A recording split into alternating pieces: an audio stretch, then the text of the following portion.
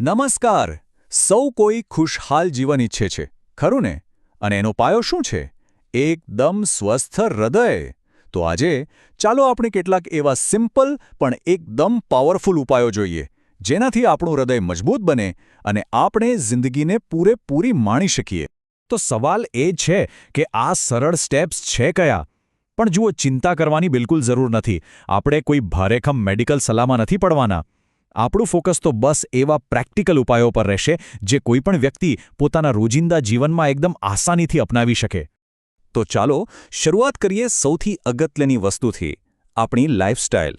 કારણ કે આ એ આદતો છે જે એક હેલ્ધી હાર્ટનો મજબૂત પાયો નાખે છે. તો જોઈએ કે કઈ કઈ છે. જુઓ, અહીં 5 મેઇન પિલર્સ છે. પહેલું, રોજની કસરત. એનાથી હૃદયના મસલ્સ સ્ટ્રોંગ બને છે.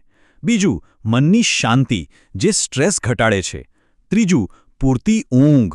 એ આપણા શરીરને રિપેર થવાનો ટાઈમ આપે છે. ચોથું, વજન પર કંટ્રોલ, જેથી હૃદય પર લોડ ઓછો આવે.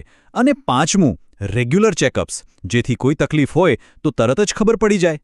સાચું કહું તો આ પાંચે મળીને હૃદય માટે એકદમ મજબૂત સુરક્ષા કવચ બનાવે છે. દિવસમાં ફક્ત 30 મિનિટ. બહુ વધારે નથી, બરાબર ને? પણ જો આટલો સમય યોગા કે પછી ફાસ્ટ વોકિંગ માટે કાઢવામાં આવે ને, તો એ હૃદયના સ્વાસ્થ્ય માટે એક જબરજસ્ત શરૂઆત બની શકે છે. એમ સમજો કે આ હૃદયને દરરોજ અપાતી એક નાનકડી ગિફ્ટ છે. શારીરિક કસરત જેટલી જ જરૂરી છે મનની શાંતિ. આપણે બધા જાણીએ છીએ કે આજની ભાગદોડવાળી લાઈફમાં સ્ટ્રેસ કેટલો કોમન છે. પણ પ્રાણાયામ અને મેડિકેશન જેવી ટેકનિક્સ છે ને, એ એને કંટ્રોલમાં રાખવામાં બહુ હેલ્પ કરે છે. અને આનો સીધો ફાયદો આપણા હૃદયને મળે છે. જાણે મન માટે એક નાનકડું મિની વેકેશન જ લઈ લીધું. હવે આ નંબર ખાસ યાદ રાખજો. 7 થી 8 દરરોજ રાત્રે આટલા કલાકની ઊંડી ઊંઘ. આ એ જ સમય છે જ્યારે આપણું શરીર ખુદને રિપેર કરે છે અને આપણા હૃદયને પણ રેસ્ટ મળે છે. સારી ઊંઘ એકદમ જરૂરી છે, એમાં કોઈ કોમ્પ્રોમાઇઝ નહીં. અને હા, લાઇફસ્ટાઇલના છેલ્લા 2 પિલર્સને તો બિલકુલ ના ભૂલવા જોઈએ. વજન પર કંટ્રોલ અને રેગ્યુલર ચેકઅપ. બોડી વેઇટ, ખાસ કરીને પેટની ચરબીને કાબૂમાં રાખવી અને ટાઈમ ટુ ટાઈમ બીપી અને કોલેસ્ટ્રોલ જેવી તપાસ કરાવતા રહેવું બહુ જ જરૂરી છે. આ જાણે શરીરનો પ્રોગ્રેસ રિપોર્ટ ચેક કરવા જેવું છે. ચાલો હવે જરા રસોડા બાજુ નજર કરીએ. લાઇફસ્ટાઇલ પછી બીજો સૌથી ઇમ્પોર્ટન્ટ ટોપિક છે આપણો ખોરાક. કારણ કે આપણે જે ખાઈએ છીએ ને, એ જ તો આપણા હૃદયને ફ્યુલ પૂરું પાડે છે.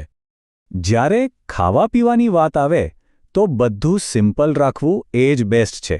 જેમ કે અહીં જોઈ શકાય છે, શું વધારે ખાવું અને શું ઓછું, બસ આટલું જાણવાથી સાચી પસંદગી કરવામાં મદદ મળે છે. આને આપણા જમવા માટેની એક સિમ્પલ ગાઈડલાઈન સમજી લો. તો પહેલાં સારી વસ્તુઓ પર ફોકસ કરીએ.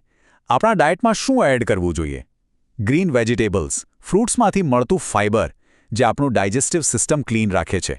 અને સાથે બદામ, અખરોટ અને અળસી જેવી વસ્તુઓમાંથી મળતા હેલ્ધી ફેટ્સ, જે આપણા હૃદય માટે તો સુપર ફાયદાકારક છે. અને હવે એ વસ્તુઓ જોઈએ જે થોડી ઓછી કરવાની છે.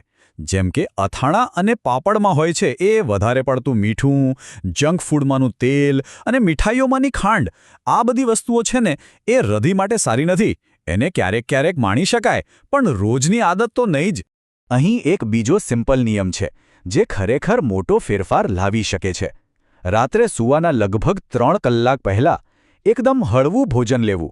આનાથી ડાયજેશન અને હૃદય બંનેને ફાયદો થાય છે. કારણ કે બોડીને ખાવાનું પચાવવા માટે પૂરો ટાઈમ મળી રહે છે. તો જુઓ, આ બધા કોઈ કડક નિયમો નથી, પણ એક પોઝિટિવ અને હેલ્ધી જર્નીની શરૂઆત છે. સૌથી ઇમ્પોર્ટન્ટ વાત એ છે કે પહેલું પગલું ક્યારે અને કેવી રીતે ભરીએ છીએ. યાદ રાખજો, દરેક મોટી સફરની શરૂઆત એક નાના પગલાંથી જ થાય છે. અને આપણો ગોલ પણ આ જ હોવો જોઈએ, એક હેલ્ધી અને દવામુક્ત લાઈફ. આ વિચાર જ એટલો પાવરફુલ છે કે એ આપણને દરરોજ સાચી પસંદગી કરવા માટે મોટિવેટ કરી શકે છે. અને જો આ જર્ની શરૂ કરવા માટે કોઈ ગાઈડન્સની જરૂર હોય તો અહીં આપેલા કોન્ટેક્ટ પર વાત કરી શકાય છે. યાદ રાખજો, મદદ માંગવામાં કશું જ ખોટું નથી. કોઈ એક્સપર્ટની સલાહ હંમેશા સારી શરૂઆત માટે કામ લાગે છે. તો ચાલો આ વાતને અહીં એક સવાલ સાથે પૂરી કરીએ. આ બધી જાણકારી પછી આજે પોતાના હૃદય માટે કયું એક નાનકડું પગલું ભરવામાં આવશે? જવાબ સૌની પાસે પોતપોતાનો છે.